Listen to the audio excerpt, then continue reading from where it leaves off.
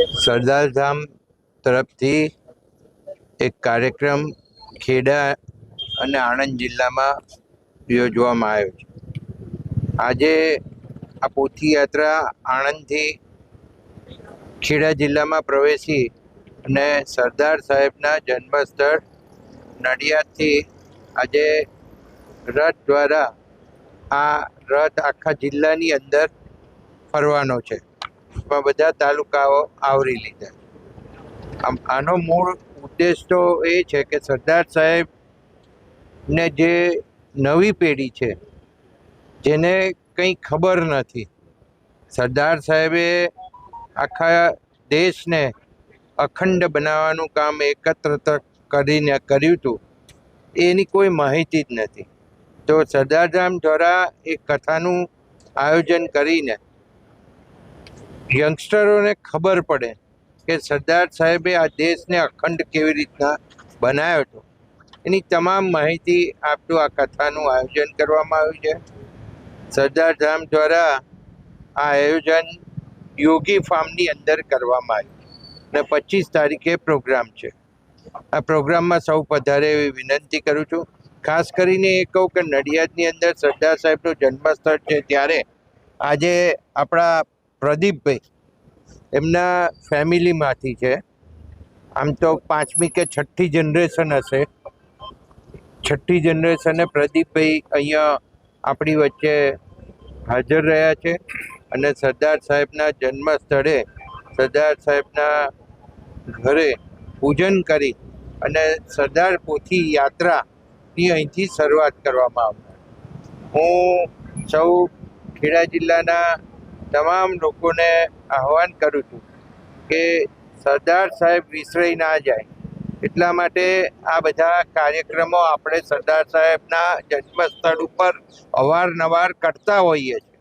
અને જેમણે કોંગ્રેસની સરકારે સરદાર સાહેબને સાવ ભૂલાઈ નખાયા હતા, તો નરેન્દ્રભાઈ મોદી સાહેબ આવ્યા પછી આ સરદાર સાહેબ જે દેશને અખંડ બનાવ્યો હતો અને સરદાર સાહેબને જે વેઇટેજ આપવું જોઈએ નહોતું અપાયું, એની શરૂઆત કરી. અને એમણે, તમને ખબર જ છે કે સ્ટેચ્યુ ઓફ યુનિટીનું નિર્માણ કરીને ગુજરાતની અંદર આખા દેશમાંથી લોખંડ એકત્ર કરી અને આ સ્ટેચ્યુ ઓફ યુનિટીનું સ્ટેચ્યુ સરદાર સાહેબનું બનાવ્યું. અને તમે જાણો છો કે લાખો લોકો આ સ્ટેચ્યુ જોવા માટે દેશ વિદેશથી પરદેશથી આવે છે. એટલે સરદાર સાહેબને ફરીથી લોકોના દિલમાં સ્થાન પામે અને યંગસ્ટરો ખાસ કરીને સરદાર સાહેબ માટે જાણે, એ આખું આ સરદારધામ તરફથી આયોજન કરવામાં આવ્યું છે. અને આજે મારી આગેવાની નીચે અહીંયાથી આ સરદારધામ તરફથી આ કાર્યક્રમની શરૂઆત કરી. સરદાર સાહેબનું જીવન ચરિત્ર પાઠ્યપુસ્તકમાં વડી લેવા માટે સરકારમાં કોઈ રજૂઆત થશે? સરદાર સાહેબનું જીવનનું આખી માહિતી એ આપણે આ કથાના આયોજન પછી, કથા પૂર્ણ થયા પછી સરદારધામ દ્વારા અને આપણે સૌ એની રજૂઆત કરી. આજ રોજ સરદાર સાહેબના જન્મસ્થળથી એમની પોથી યાત્રા આખા જિલ્લાના ભ્રમણ માટે ચાલુ થાય છે.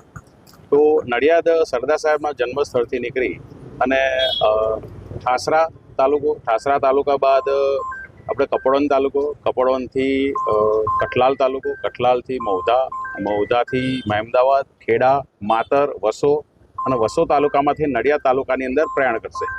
નડિયાદ તાલુકામાં આવ્યા બાદ 25 તારીખે નડિયાદની અંદર નડિયાદ સિટીમાં મહારેલીનું આયોજન થશે અને ત્યારબાદ યોગી ફાર્મમાં 25 તારીખે સાંજે એ રેલી પહોંચશે અને ત્યારબાદ સરદાર સાહેબની 3 દિવસીય કથાનું પ્રારંભ થશે. 25, 26, 27 એમ 3 દિવસે સરદાર સાહેબની કથા ત્યાં આગળ યોજાશે. આ યાત્રા કરવાનું મકસદ શું છે? યાત્રા કરવાનો મકસદ એક જ છે કે આજના યુવાનને ભારત દેશ કેવી રીતે બન્યો એની ખબર જ નથી. સૌથી પહેલી તો ભારત દેશના મહાન પુરુષો શું હતા, સરદાર સાહેબે શું કાર્યો કર્યા હતા, સરદાર સાહેબે અખંડ ભારત હતું અને ત્યારબાદ ગુલામીમાંથી જ્યારે આપણું ભારત આઝાદ થયું અને ત્યારબાદ આપણું ભારત વિખરેલું હતું, એ ભારત એક કેવી રીતે કર્યું એની સંપૂર્ણ માહિતી આ કથાની અંદર મળશે આપણને.